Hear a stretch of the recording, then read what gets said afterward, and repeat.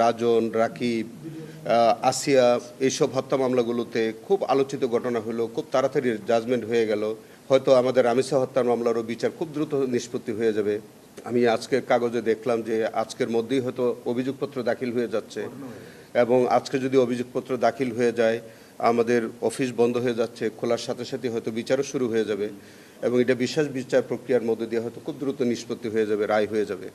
সমস্যাটা হয় কি, যে আমাদের যখন হাইকোর্টে আসে যদি মৃত্যুদণ্ড হয়, তাহলে এই মৃত্যুদণ্ডটা আমাদের আইনে এই মৃত্যুদণ্ডটা কনফার্মেশনের জন্য হাইকোর্টের অনুমোদন লাগে।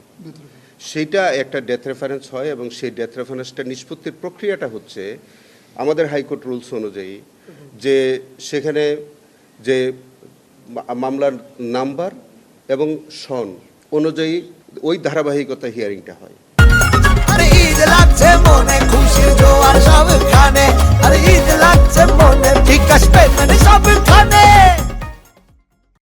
তবে আমাদের মাননীয় প্রধান বিচারপতির একচ্ছত্র এখতিয়ার, কোনো বিশেষ মামলা তিনি বিশেষভাবে সেটা শুনানির ব্যবস্থা করতে পারেন।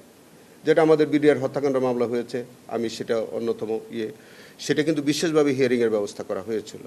এখন দেখা যাচ্ছে কি, যে আপনার ওখানে আসলে ওই যে পেপার বুক, ওইটা তো মাননীয় প্রধান বিচারপতি যদি কোনো ডেথ রেফারেন্স অগ্রাধিকার ভিত্তিতে শুনানির ব্যবস্থা করেন, কেবল তখনই পেপার বুকের প্রশ্নটা উঠবে। কারণ পেপার বুক তো কোনো পার্টি করতে পারবে না, ওই পেপার বুকটা তো গভর্নমেন্ট করবে।